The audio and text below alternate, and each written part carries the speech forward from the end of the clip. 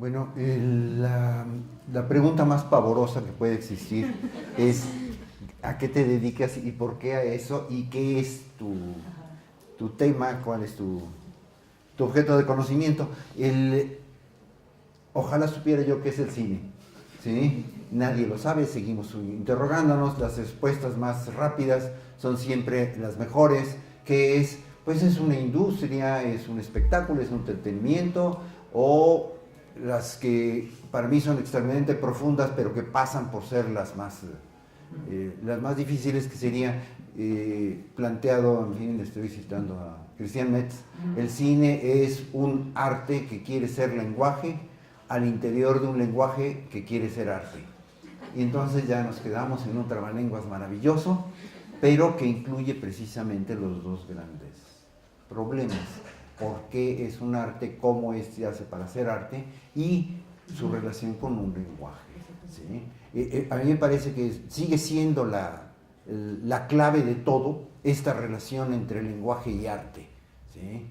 Y por supuesto, a mí, como practico la crítica de cine más que la teoría cinematográfica, diría yo, pues a mí la definición del cine es la que me conviene. Entonces, la que me conviene sería más o menos, y aquí estoy glosando de una manera muy caricaturesca, pero no importa, a Benjamin, Walter Benjamin, que dice que, y diría yo, después de que el cine ha perdido el aura mitológica de sus inicios, ¿en qué se ha convertido? Para mí se ha convertido en una especie de vasto territorio donde veo absolutamente todas las contradicciones y los conflictos no resueltos de la experiencia humana, entendiendo por la experiencia humana no solamente la realidad, sino pues la fantasía, el sueño, la imaginación y todo lo que puede concurrir a este fenómeno, ¿sí? Esto me llevaría, por supuesto, a una de las mejores definiciones que conozco del cine, que es de Félix Guattari, que dice que el cine es el diván del pobre. Entonces dice, ya no existen buenas sesiones de psicoanálisis, pero sí existen buenas películas. Y sobre esta misma lógica dice, sí, ¿por qué la gente paga por ver una película? Finalmente es la misma definición, o está arrancando de esta idea de que el cine es la fábrica de sueños, que todos los cursis lo dicen, yo también lo asumo, pero es el título de una extraordinaria novela de Ilya Ehrenburg, un escritor, iba a decir soviético, pero más bien era ruso, ¿sí? Porque tuvo serios problemas con los burócratas soviéticos, y que trabajó en Hollywood, es uno de los escritores más maravillosos de la historia de la literatura rusa, para mi gusto, el autor nada menos del Deshielo, ¿sí? Que le dio nombre a la primera perestroika, nada menos, ¿sí? Y la idea de que lo que se fabrican son sueños está no solamente ligado a Hollywood, porque ya sabemos que Hollywood en un momento, o sobre todo 20s, 30s, es la hegemonía en todas partes del mundo. Actualmente ya lo que conocemos es un post-Hollywood, ¿sí? Ahora, retomo la idea de Guattari, esta idea de que es el diván del pobre. ¿Por qué? Y de una manera maravillosa, este ensayo poco difundido, yo lo traduje en alguna ocasión en la cultura en México de siempre, plantea de una manera, supongo de una manera totalmente esquemática, la gente entra en una película, ¿sí? Estoy hablando del espectador ingenuo, al que todo el mundo pertenece, ¿sí? Finalmente nos perdemos en la película, entonces entramos en el delirio de la película, ¿sí? Nos cuesta trabajo entrar si llegamos tarde, tratamos de llegar aunque tengamos que aguantar los trailers, los cortos y todas esas cosas espeluznantes, ¿sí? Tratamos de verlo porque queremos el delirio completo, y al final de la película nos recuperamos a nosotros mismos, salimos del delirio. O sea, es esta idea de, por supuesto, retomando algunos de los postulados del Antiedipo y de Nicetas, ¿no? El libro que escribió con Deleuze. Para mí sigue siendo la mejor definición posible de nuestro proceso al interior de una película. O sea, verlo como un delirio. Y más, el cine actual, creo yo, incluso el más comercial, ¿sí? Los Hombres X o lo que ustedes quieran, ¿sí? La película que está en la cartelera, la de esta semana, ¿sí? O cual Superman o Batman, lo que sea, todas estas películas, podríamos decir, falsamente ingenuas, finalmente también están dadas por el delirio. Cada vez el cine es más delirante. De hecho, en la continuación del libro del que habló precisamente Elsa, se va a llamar Delirios Narrativos, ¿sí? Precisamente refiriéndome a esto, ¿sí? En que cada vez es más evidente esta idea que pues estaba casi implícita cuando ¿qué sería? En el año 85 planteó esta teoría del diván del pobre Guattari. Sí. Se me ha venido a la mente una advertencia que hacía Ezra Pound en un texto que se llama El arte de la poesía, que decía, no te confíes de la crítica de quien no ha escrito una gran obra. Y yo veo en tu estilo crítico precisamente un trabajo, ¿no?, tan pulimentado que la crítica realmente parece aspirar al arte. Bueno, desgraciadamente sí, lo cual me provoca grandes problemas, por supuesto, pero si voy a hablar de un trabajo formal, tengo que tener una construcción formal, o sea, una construcción del lenguaje. Si no, no hay posibilidad.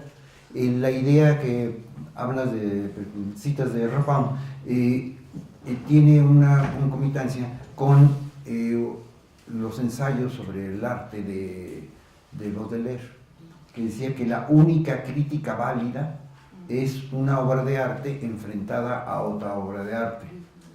Por supuesto, es un proyecto inalcanzable, pero hay que intentarlo, el practicar la crítica de cine como un arte. Es un desafío que debe sostenerse, ¿sí? Y debe reivindicarse nota por nota, así sea donde sea, ¿sí? Debe haber esa búsqueda formal. ¿Sí? Pues la pregunta está como muy conectada. Yo creo que justo, bueno, es interesante, un poco conectando con la anterior pregunta, justo esta idea de que decíamos de qué es el cine y qué es esta relación. O sea, un poco esa era mi pregunta, un poco es eso, ¿no? Que justo el cine está, cuando esta pregunta por el cine obviamente no está respondida de antemano, sino que justamente se abre, ¿no? Y justamente ahí es donde podemos hablar de arte, porque es ir más allá del lenguaje, ¿no? Pero en ese sentido también el lenguaje de la crítica, o sea, yo pienso mucho el trabajo de la crítica que usted hace, que justo yo insistiría mucho en que usted es quizás el único crítico de cine en este país, porque lo que tenemos es reseñas, comentarios, ¿no? Creo que la crítica es un ejercicio no nada más de estilo, de escritura, sino que tiene que ver con una forma de pensamiento. En este caso sí sería, creo que la crítica es una forma de teoría en el sentido de que hace ver, ¿no? Pero también es una forma de enunciación de algo que tendríamos que ver y que no es evidente, ¿no? Y que justo tiene que ver mucho con cómo usted construye sus ejercicios críticos, que yo creo que son muy difíciles para la mayoría de la gente, porque creo yo que operan de una manera, o sea que bueno, al mostrar la operación de las películas también generan su propia forma de operación, que justo va de la película, ¿no?, del film que está usted analizando cada fin de semana, ¿no?, o cada, ¿no? Después cómo ese filme se incrusta dentro de una obra de un autor en particular, luego cómo esa obra a su vez se incrusta dentro de la historia del cine, y de ahí las referencias que usted empieza siempre a señalar cuando hay referencias con otros, ¿no?, con otras películas, con otros directores. Y también esto que es muy importante porque tendría que ver también con la tradición crítica que hay en Francia y que de ahí deriva Cahiers du Cinéma, que sería justo cómo además eso conecta con la historia del arte en general y con la historia del pensamiento en particular, o sea también, ¿no? Que esos son como, digamos, como las diferentes aristas que usted llega a englobar como en sus críticas, porque eso, ¿no? No solo nos habla de la película, sino esto, ¿no? Como va viendo como los círculos si esas películas también están conectadas con la pintura, con la música, con la filosofía, ¿no? O sea, creo que justo hay una... Es como entrar a un universo, o sea, cuando uno lee una crítica de ustedes, es como entrar a un universo que justamente tiene esta complejidad, porque no es un mundo apartado, sino justo es una serie de conexiones, ¿no? que se generan entre varios planos, ¿no? Y en ese sentido, como la pregunta, después de todo el rollo, o sea, justamente es eso, que yo creo que la crítica sí tiene una función, o sea, no solo tiene una función estética y poética, ¿no? Como lo acaban de decir, sino también tiene una función política, ¿no? Y pues bueno, me gustaría saber usted qué piensa. Y creo que justo, o sea, como en esta línea como francesa, digamos, de pensamiento, o sea, que son los que hacen como esta crítica del arte, o sea, que justo también descubren esta dimensión, yo creo que yo inscribiría mucho lo que usted hace también en esa misma tradición, ¿no? Y bueno, no sé usted qué piensa. De una manera, sobre lo primero que planteó Sonia, sí me parece que podría ser extraordinariamente radical, ¿sí? En alguna ocasión me invitaron a presentar un libro, precisamente el maestro y gran amigo Armando Casas, que escribieron una serie de entrevistas con Rancière. Entonces le contesté con una frase que me salió del alma, y después me di cuenta de que sí era cierta para mí, pero no para todos y no era tan evidente. Y dije, fíjate que no puedo participar porque cada vez me interesa menos el cine y cada vez me interesan más las películas. Y que lo sigo sosteniendo, ¿sí? La especulación sobre una película me parece extraordinariamente rica, es lo que acaba de plantear precisamente Sony. Es un mundo en que se le está uno desplegando cada vez que ve una película. No solamente es un delirio, sino un mundo.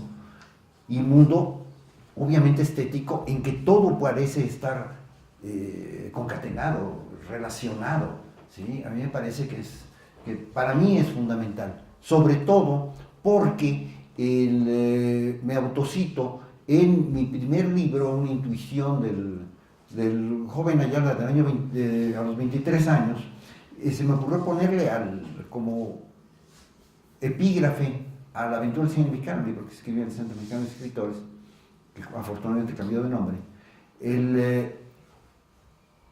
Y le puse un epígrafe de Roland Barthes, de un libro que pues fusilamos completo, lo traduje completo para la revista de Bellas Artes, donde era yo secretario de redacción, con Humberto Batis, que fue maestro aquí de la facultad durante mucho tiempo.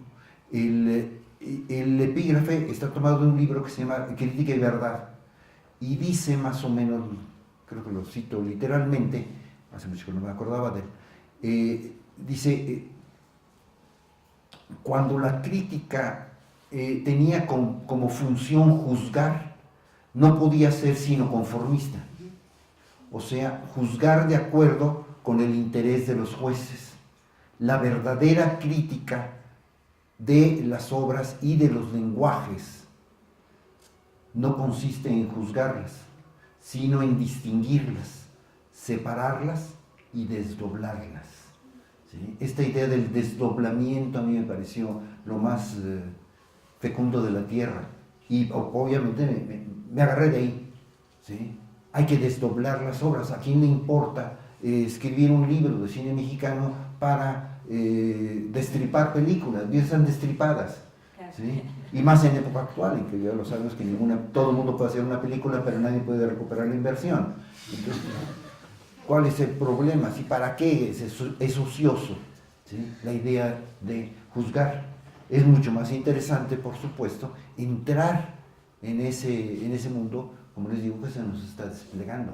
Entonces, sí, utilizar incluso esta idea de Cahiers du Cinéma, que era casi, cuando yo me encontré con este mundo de críticos de cine, me encontré con que lo que realmente hacían era extraordinariamente valiosos desde el punto de vista literario, no tanto en análisis cinematográfico.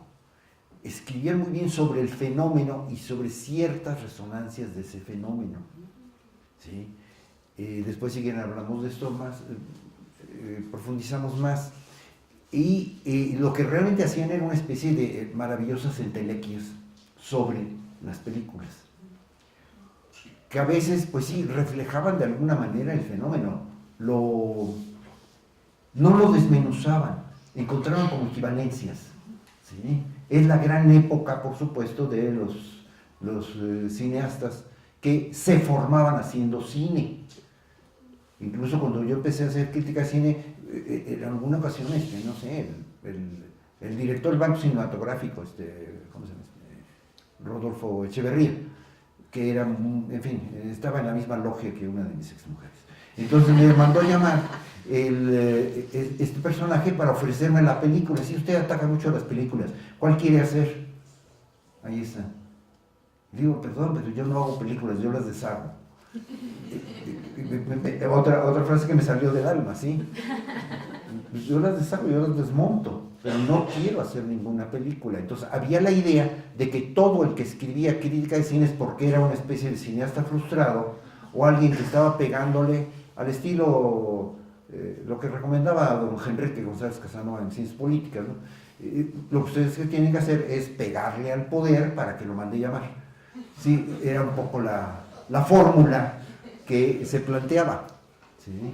En aquella época. Por supuesto, a mí me interesaba una definición mucho más amplia de la idea de política, ¿sí? Para mí, desmontar un lenguaje ya es un acto político. Claro, claro. Bueno, a mí me gustaría mucho que nos platicaras, y creo que al público también le gustaría, acerca de tus apreciaciones sobre el guión cinematográfico y la realización. Sí, hay esta discusión de quién es el verdadero autor de una película. La primera vez que me encontré yo con un fanático del guión fue de una manera muy agresiva, porque un personaje extremadamente agresivo, que era Juan García Ponce, que obviamente se sentía el autor de todas las películas que se basaran en sus obras, entre ellas la de Tajimara de Juan José Gurrola. Y yo conocía a toda esa gente, en fin, desde adentro, sesionaba en mi casa en la Revista Mexicana de Literatura, etc. Bueno, y el tipo me decía, es que somos estúpidos todos los críticos de cine. A ver, ¿quién inventó sus personajes? Yo, ¿verdad? ¿Y por qué dicen que el verdadero autor es Gurrola y no yo? Entonces había que explicarle desde la ABC, ¿sí? Desde lo más sencillo, decirle, sí, una cosa es un personaje que tiene una existencia literaria y otro que tiene una existencia cinematográfica. Nada que ver. De pronto encuentra uno a gente como Guillermo Arriaga, ¿sí? Que se abroga las maravillas, los bodrios espeluznantes de González Iñárritu, ¿no? Entonces, dice uno, no, estamos todavía en ese nivel en que los escritores se creen los autores de las películas. No, crearon algo que se retoma y tiene que reformularse de mil maneras. Ahora, la relación del guión con la realización a mí me parece muy clara. Y, en fin, es un apartado que siempre incluyo en mis clases de análisis cinematográfico, en todas partes donde lo he dado. ¿Qué relación guarda la realización con el guión? Entonces siempre digo, no, son tres las posibilidades. Uno, la película que tiene supuestamente el mismo valor del guión, o sea, que no es más que una ilustración del guión. Las películas que están por debajo de su guión, ¿sí? Pero las películas que realmente nos gustan a nosotros son las películas que desbordan el guión. O sea, van mucho más allá de ponerle monitos al guión, ¿sí? Clarísimo. Herman Mankiewicz, ¿sí? El autor del Ciudadano Kane, en ningún momento se le ocurrió decir, yo soy el autor de esta maravilla de película, en que todo lo que se consideraba el arte cinematográfico en esa época pues queda desbordado, ¿sí? ¿sí? Por esta maravillosa película. A la única que se le ocurrió fue precisamente una crítica norteamericana extremadamente conservadora de New Yorker, que influyó mucho en una prosa formidable, que era Pauline Kael. El único libro que escribió directamente, aparte de las recopilaciones de sus notas, es un libro para desmitificar a Orson Welles como el autor de El Ciudadano Kane. A mí me parece el libro más ocioso y ya de entrada una falsa verdad, vamos a tratar de demostrarla de 1000 maneras, que es lo que hace ese libro. ¿Sí? Demostrar que el verdadero autor es el guionista. A mí me parece que finalmente es eso, ¿no? ¿Qué es un guión? Es una guía grandota, es un guión, ¿sí? De ahí viene su honesto nombre, que incluye, en fin, indicaciones para todos los técnicos, ¿sí? Toda la gente, pero pues es como un esqueleto, ¿no?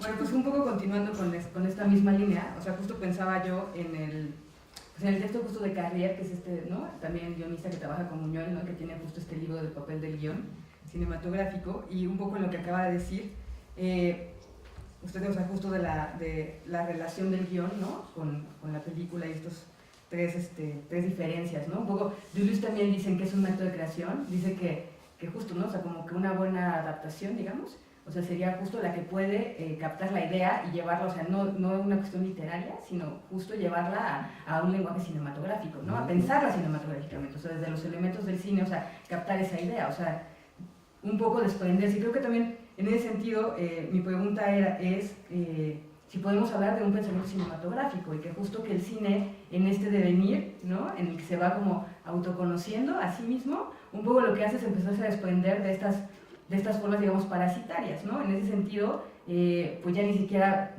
tenemos que hablar con muchos directores, ¿no? Contemporáneos, tenemos que hablar de guión, sino que justo ellos ya, o sea, prescinden de como recurso literario, ¿no? O de este recurso también, o sea, dramático, por ejemplo, y generan un pensamiento, unas ideas cine desde su propio discurso. No sé qué pienso, si pienso en algún autor como en particular que haría este trabajo. Bueno, no, este es el bueno. Perdón. Me entiendo mejor con esto. Necios, ¿no? Sí, sin duda que todos los grandes cineastas, creo, piensan a través del cine. Pero ¿de qué manera piensan? Eso es lo que, o sea, realmente cuáles son sus armas. Y aquí tendría yo que hacer una serie de referencias. Cuando yo leo y mencionas a Deleuze, ¿sí? Para hablar de Max Ophuls, ¿sí? Habla de la imagen cristal. ¿Sí? Si ustedes toman tal cual esa idea, pues pueden construir un maravilloso ensayo filosófico sobre el cine de Max Ophuls. Pero en el momento en que yo estoy viendo la película, mi deformación como analista cinematográfico me dice, sí, lo que pasa es que aquí lo que estoy viendo es un maniático del movimiento de cámara, los movimientos de cámara más complejos y geniales que se han hecho en esa época, que se anticipa además a muchas épocas más, pues es precisamente eso. ¿Qué función está cumpliendo esos movimientos de cámara para expresar ideas? O sea, realmente lo que es importante es cómo hacer que surjan esas ideas. Ese es el verdadero problema. Entonces, cuando alguien me dice, sí, la imagen-tiempo, yo pienso inmediatamente en el jump cut. Los grandes cineastas japoneses y de cualquier parte del mundo que filman con jump cut, o sea, sobre el mismo eje. Y el efecto que se produce es el que analiza y elabora de una manera brillante, genial, Deleuze. Pero la base de todo estaría en ese análisis cinematográfico. O sea, ahí es lo que diría yo, no una discrepancia, sino un enfoque totalmente distinto de un analista cinematográfico de un filósofo, el discurso sobre el pensamiento cinematográfico. O sea, yo no me interesa mucho menos el pensamiento como rollo sobre la película, esta glosa, ¿sí? Esto que detestaba Susan Sontag contra la interpretación, ¿sí? Antes de ver la película ya estoy interpretándola, ¿sí? Vamos, el abuso interpretativo que era el esnobismo neoyorquino de su época. Por supuesto, escribí un libro en contra de eso. Antes de la obra ya estoy planteando toda una serie de, diría yo, prejuicios o juicios que tendrían que ser a posteriori, a partir de la película. ¿Qué tanto me permite el pensamiento, diría yo, filosófico o literario, dilucidar esa película? Eso es lo que a mí me interesa, ¿sí? Claro, mi terreno, admito, es total y absolutamente privado, parcial. Lo que me interesa es escribir y saber realmente cómo se dicen las cosas en esa película, ¿sí? Que obviamente no es un personaje tirando rollo, declamando, es otra cosa, ¿sí? Es cómo organizar los elementos expresivos para que digan algo, ¿sí? Por eso yo tengo mi propio método de análisis cinematográfico que, para mi sorpresa, tiene un extraordinario éxito, porque pues, no solamente lo doy en los alumnos del CUEC, sino en todos los lugares. Nunca me niego a una experiencia. Vamos, talleres, actualmente en los talleres de Coyoacán doy esa clase, en cursos externos del CUEC y por supuesto en todo tipo de casas de cultura, sindicatos, asilos para ancianos, casi guarderías infantiles, donde sea, ¿sí? Y hacerle entender a la gente con la película misma, que para mí es delicioso, ¿sí? Y por supuesto no negar, pero por supuesto todas las armas que me puede proporcionar la filosofía, formidable, ¿sí? Ahora que estabas mencionando, por ejemplo, esta idea de la pregunta anterior, yo pensé inmediatamente, sí, una cosa es lo que se expresa y otra cosa es lo que se connota, o sea, la denotación y la connotación, estoy hablando de Hartmann, ¿no? Claro. Entonces, me parece formidable esa distinción, ¿no? De la enunciación de una película, el enunciado de una película, o sea, que denota y connota, ¿sí? Y eso lo sabe cualquiera que haya hecho películas. Una cosa es lo que quisiste decir, otra cosa es lo que dijiste. Sí. Voy a hacer un apunte a la... Sí, claro, claro. Sí. O sea, un poco, es que justo, o sea, yo creo que, o sea, los que o sea, eso, ¿no? O sea, usted lo que está diciendo, yo que Deleuze y usted operan muy similar, porque Deleuze opera, o sea, como que los conceptos que él formula, los formula a partir de que ve las películas. Y digamos que un poco eso, no es de que traiga ya una teoría hecha y la pegotea ahí, sino al contrario, sino más bien piensa con las películas, ¿no? Y tan piensa con las películas que puede generar un concepto. Y yo creo que lo que usted hace en la crítica es mucho eso. O sea, usted siempre genera un concepto para hablar de una película, o sea, como, y el concepto es como una especie de ritornelo que va como en toda la crítica, va como, ¿no? Como el tema, se va como, o sea, como que justo puede usted como hacer, ¿no? Como eso, ¿no? Como pulir un concepto a partir del cual, o sea, todo el modo de operación de la película, que es un poco lo que usted hace como crítica, ¿no? O sea, ver el modo de operación de las películas, o sea, formalmente, estéticamente, que también por eso es un gesto político, porque justamente lo que hace a partir de eso es hacernos ver, o sea, enseñarnos a ver, que esa es la tarea de la crítica, o sea, justo. Pero creo que es un poco, que es un ejercicio muy similar a lo que está haciendo Deleuze, o sea, que sí o sea, que genera conceptos, en ese sentido, aunque usted no lo aunque usted diga que no, o sea, hace un trabajo filosófico, ¿no? O sea, y realmente profundo, diría yo. Sí, y realmente sería sin proponérmelo, ¿sí? Porque sí, la idea es, vamos, el momento en que hago crítica al cine, de pronto me empecé a dar cuenta de cuál era la diferencia y por qué yo leo vorazmente todo lo que se publica en México sobre determinada película, antes de ponerme a escribir. ¿sí? No solamente por la idea de Picasso, que nunca se perdía ninguna mala exposición.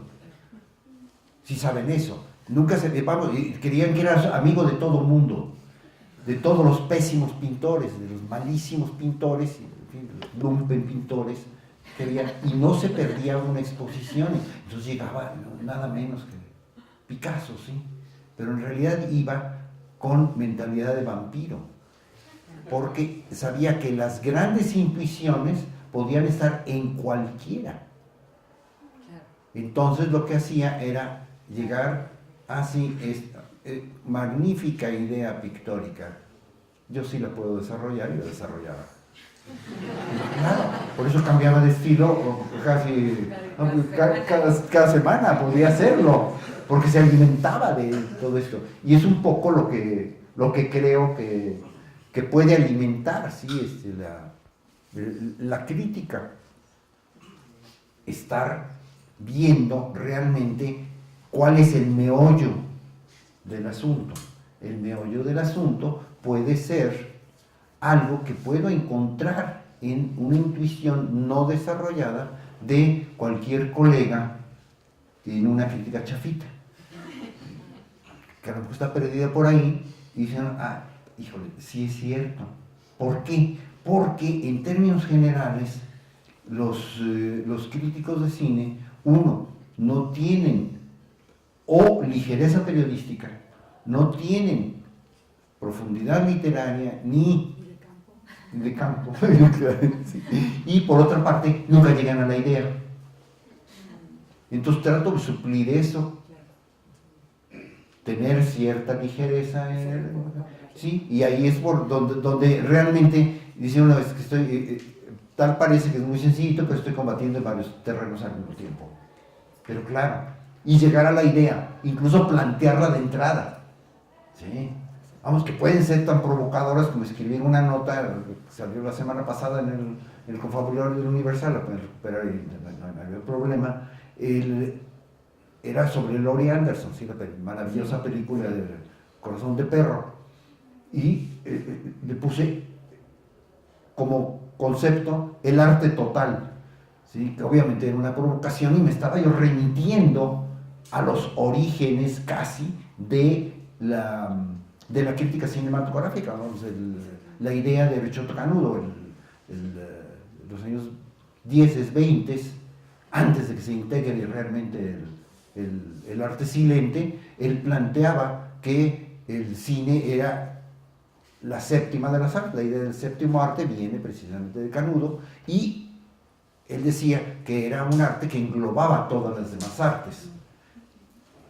Por supuesto, esto se desarrolla por otros teóricos de la misma época que encuentran que el gran enemigo del cine es la anécdota, ¿sí? Según Germain Dulac, es el teatro, del más grande crítico de teatro de la época, que después se dedicó al cine y se dio cuenta de que lo que importaba era la diferencia, que el Dulac, ¿sí? En fin, esta idea la puedo rastrear desde ahí, y de pronto me la vuelvo a encontrar, por supuesto, a un nivel ensayístico y poético, que es el de esta maravillosa película, ¿sí?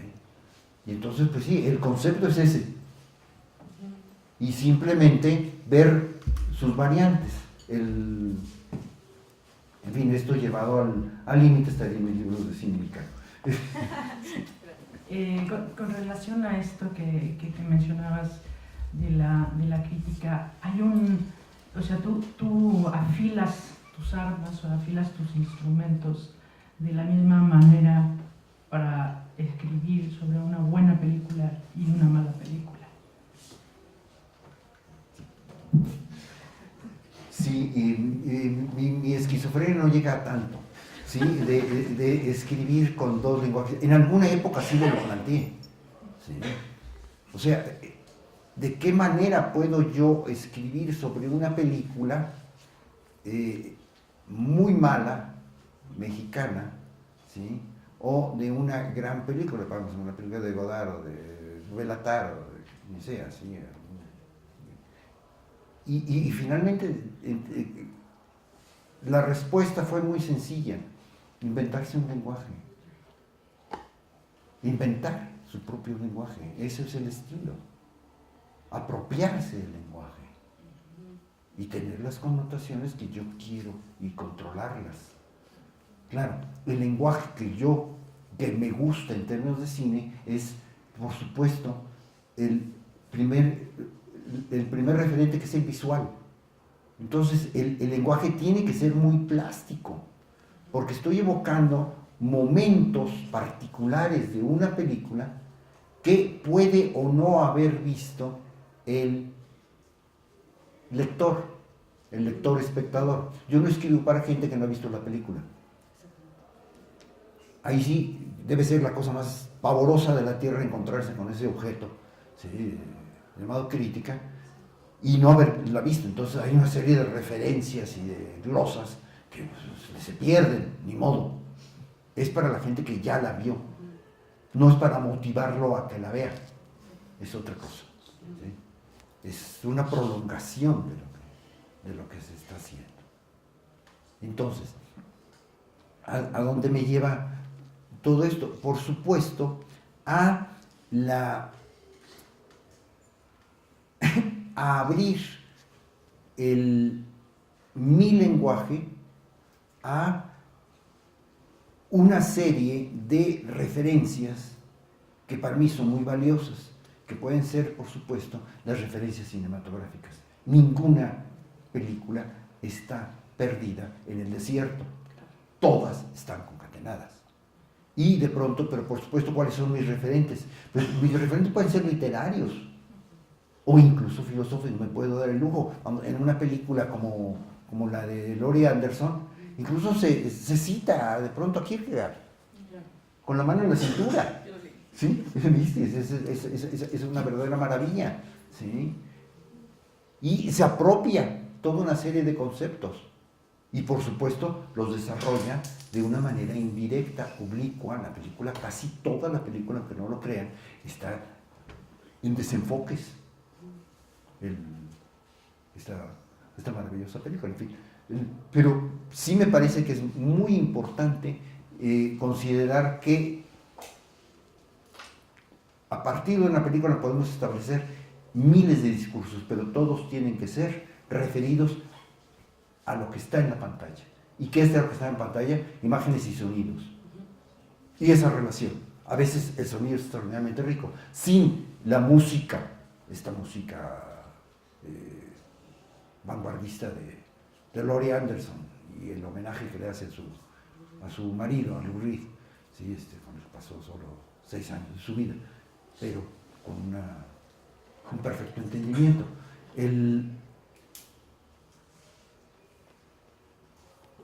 La riqueza de la película finalmente era tanto la riqueza auditiva como la riqueza visual y la relación entre las dos. Las películas más trabajadas son precisamente las que establecen esa relación. Por relación, estábamos, ya para ponernos en el límite, Historias del cine de Godard, que son 20 discursos al mismo tiempo y los que nunca encontraremos, sí, es una verdadera maravilla. Sí. Y la relación entre ellos. Y la relación entre ellos, sí. Sí. Bueno, siguiendo un poco, o sea, justo pensando en esto que estaba comentando, maestro, o sea, que justo su crítica no es como esta mala costumbre que se tiene en México, no que tenemos, porque ya no la tengo, pero de justo no leer como antes el comentario o la reseña o así, ¿no? Y que justo sí, sus películas son más bien para digámoslo con Rancière, un espectador emancipado, que justo después de que vio la película, de que se enganchó, o de que no se enganchó, o sea, está buscando, pues como pistas de por dónde, ¿no? De por dónde está operando la película, para, bueno, hacer como un ejercicio más como de profundización, ¿no? Quizás en el trabajo de algún cineasta. Yo sí creo que es como justo como para ampliar, o sea, un poco lo que usted hace es un poco eso, ¿no? Mi pregunta ahora va a ser un poquito diferente. Permíteme, sí, porque lo que está diciendo me parece importantísimo. Me remite un poco a la función de la crítica, ¿sí? ¿Para qué escribirla y para quién escribirla? ¿Y quién la va a buscar? Actualmente existe una forma de medición que, en fin, no es perfecta, pero es mucho mejor que no tener ninguna respuesta. Digo, antes decía yo, la única respuesta y la única posibilidad de saber si funcionó o no tu crítica es la mentada de madre, ¿sí? Entonces, actualmente, por supuesto, ya existen las redes sociales, existen las visitas al texto. A mí me encanta escribir en 2 lugares que tienen una versión en la red online y otra versión impresa. La versión online me permite saber la eficacia de determinadas críticas. Me remito a mi nota, no de la de Lorian, sino la anterior, que era sobre el demonio neón, ¿sí? La película de Refn, ¿sí?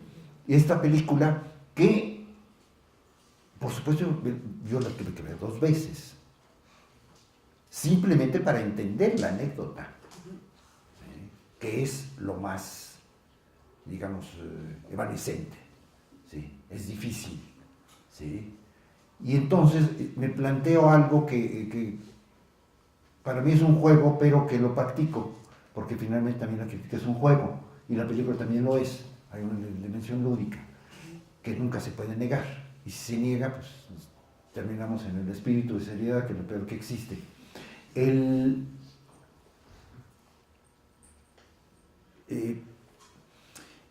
La idea es que escribo crítica para aclarar las películas difíciles, ¿sí? Las películas confusas, ¿sí? Y para oscurecer las claras, ¿sí? Esto, que parece una paradoja, es totalmente cierta. La gente, estoy absolutamente seguro que un buen porcentaje de los lectores de esa crítica es porque no habían entendido absolutamente nada, salieron desconcertadísimos de la película a buscar a alguien que se las explicara, tan sencillo como eso.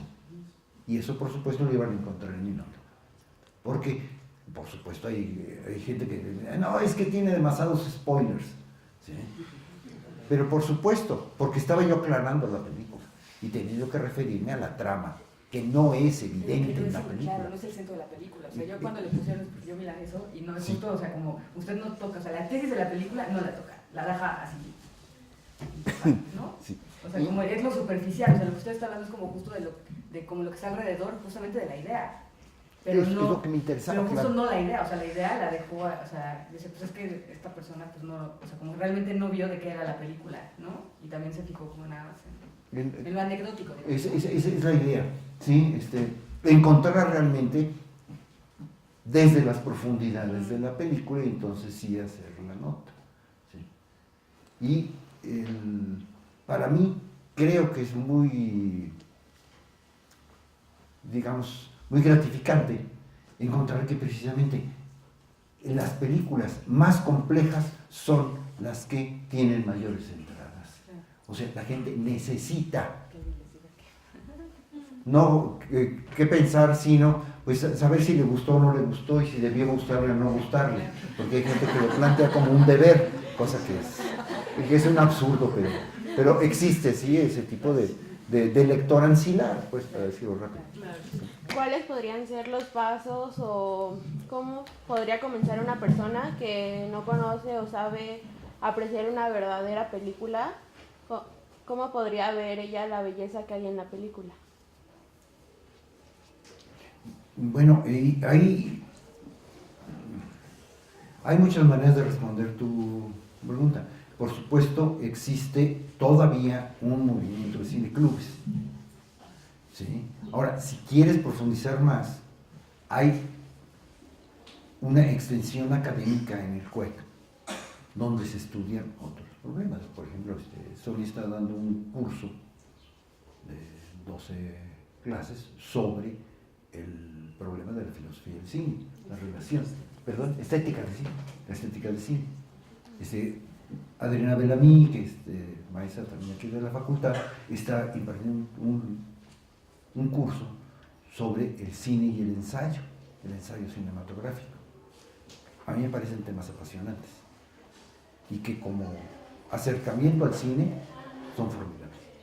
Sí, existe esa posibilidad. Digo, no me quiero hacer autopromoción, pero yo también doy clases de análisis cinematográfico, como les dije, en el CUEC, a veces en extensión académica del CUEC y en los talleres de Coyoacán. Estoy por empezar un curso de análisis cinematográfico. Pero, por ejemplo, aquellas personas generales que no se quieren especializar o personas comunes, para que puedan apreciar realmente eso, se necesita todo el proceso. Y yo creo que es acercarse de una manera abierta y buscar textos. Un texto te remite a otro. Eso lo sabemos, eso es cómo se aprendió a leer, por qué te inscribiste en esta facultad. Es un proceso de tus intereses que se van desarrollando. Bueno, quiero rápidamente la contexto, sí, brevísimo. Bueno, fue en el Politécnico y para mi sorpresa había una clase que se llamaba filosofía. Extrañísimo, sí, ingeniero químico industrial, imagínate, ¿sí? Entonces era todavía en vocacional. ¿Sí? Nos daban clase en primer año de literatura universal y el segundo era de filosofía. No asistió el maestro, porque se murió. Entonces ya estaba más para allá que para acá. Y llegó una maestra a la que inmediatamente la apodamos la gallinita. ¿Sí? Era obviamente una señora mayor de 65 años que llega a, imagínense, darle clase a ingenieros químicos, está en chino, ¿sí? Interesarlos por la cosa. Y además nos pusieron la clase a las 2 de la tarde. Todo el mundo, empezábamos a las 7 las clases, ¿sí? Era espeluznante tomar clase de, no sé, de estequiometría, lo que sea, en la mañana, y pronto a las 2 ya estábamos. Y era la clase de 2 horas de filosofía. Entonces, este personaje, que le decíamos la gallinita, lo primero que hizo es, la siguiente semana, llevar tortas. Entonces, después descubrí que era un buen método socrático. Pero en esa época no lo era, ¿sí? Era maravilloso, era un respiradero. Entonces, ¿qué hace la gallinita?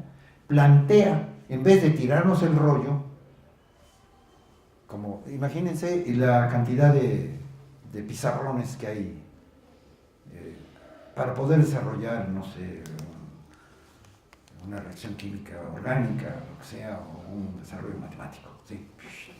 Sí, ecuaciones diferenciales. Y nos preguntaba, bueno, hoy vamos a hablar de, y planteaba el tema, el amor, la vida, el conocimiento, la muerte. ¿Sí? Y entonces, pues, ¿quién quiere tomar la palabra? Y entonces, pues, todo el mundo, no, es que el amor es, y te daban su rollo. Y, por supuesto, muchos hablaban por cotorreo, ¿sí?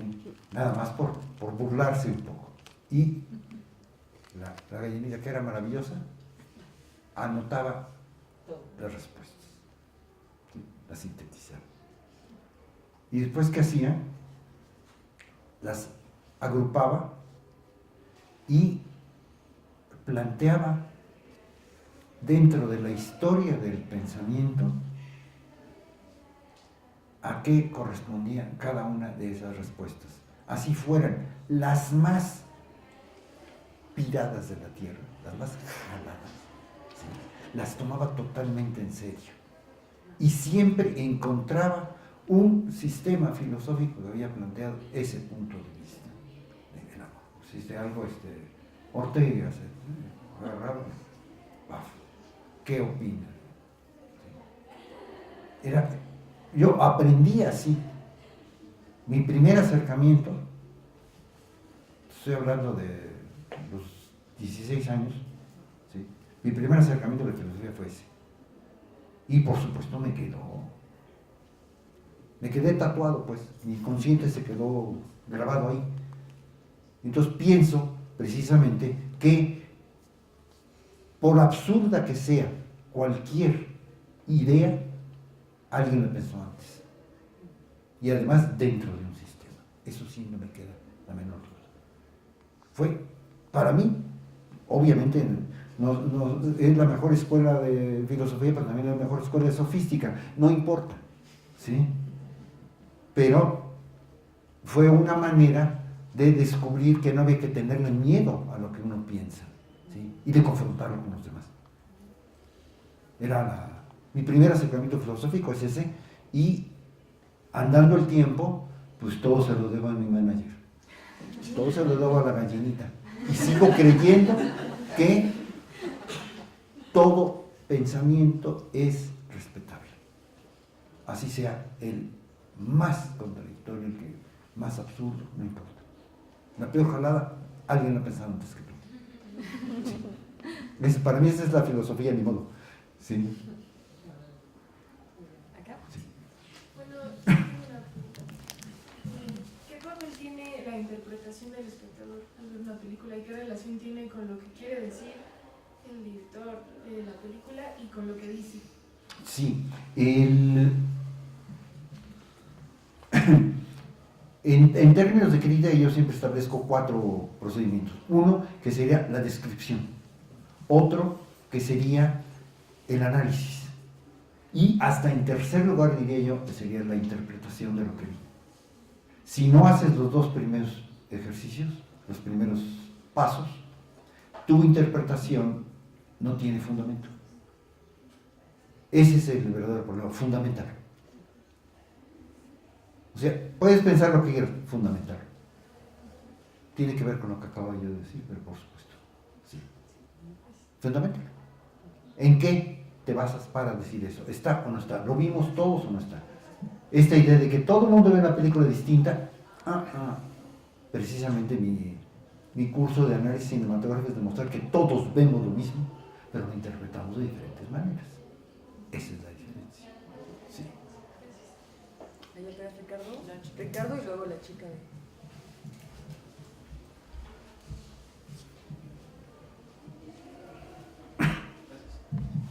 Buenas tardes. Un poco a manera de desdoblamiento y con toda su formación y su conocimiento, me gustaría preguntarle qué vislumbra en el poder del cine como posibilidad en años futuros, con todo su avance que tiene, cómo lo ven hacia años futuros, que como manera de predicción, de análisis. Sí, afortunadamente no somos profetas, pero yo me acuerdo que cuando empezó el video, llegó a México, todo el mundo lo veía como algo que iba a deshacer el cine. Era el SIDA del cine, pues, para decirlo rápido. ¿Sí? Y de pronto se convirtió en un elemento que fue absorbido también por el cine y que le ha facilitado muchas cosas. Ha sido también un lenguaje en sí mismo y que ofrece posibilidades de renovación formal del cine. Y como eso, cualquier otro elemento, la tercera dimensión. Y puede ser desde una película como Hugo de Scorsese, o Scorsese es Spielberg, bueno, son intercambiables.